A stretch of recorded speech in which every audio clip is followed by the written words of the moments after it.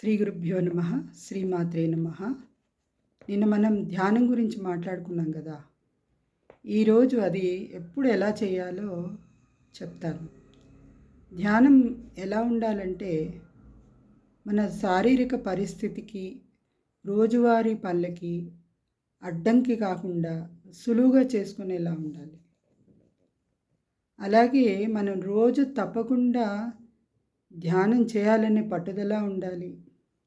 అప్పుడే మనకి మంచి ఫలితం లభిస్తుంది. దానికి మనం ఏం చేయాలి? కరెక్ట్ ధ్యాన పద్ధతిని ఎంచుకోవాలి. ఆ ధ్యానాన్ని మనం బ్రహ్మముహూర్త సమయంలో చేస్తే చాలా మంచిది. అంటే 3 గంటల నుంచి 6 గంటల్లో ఆ సమయంలో అయితే చాలా ప్రశాంతతగా ఉంటుంది. ఎటువంటి డిస్టర్బెన్స్ ఉండదు కాబట్టి. అలా చేయలేని వాళ్ళు సాయంత్రము, రాత్రో, మధ్యాహ్నమో వాళ్ళు కుదిరిన సమయంలో చేసుకోవచ్చు. ఈ ధ్యానం కనీసం ఒక 21 నిమిషాలైనా చేయాలి.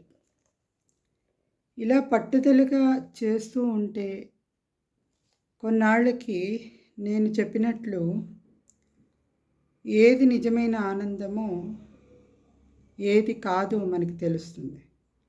అప్పుడు మన మనసు ప్రశాంతంగా మారుతుంది.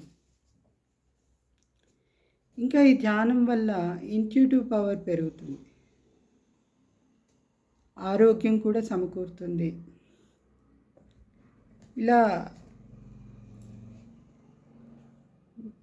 ఇలా చేస్తూ ఉన్నాం అనుకోండి, మన చుట్టుపక్కల జరిగే చిన్న చిన్న స్పందనలు కూడా మనకి రాను రాను తెలుస్తూ ఉంటాయి.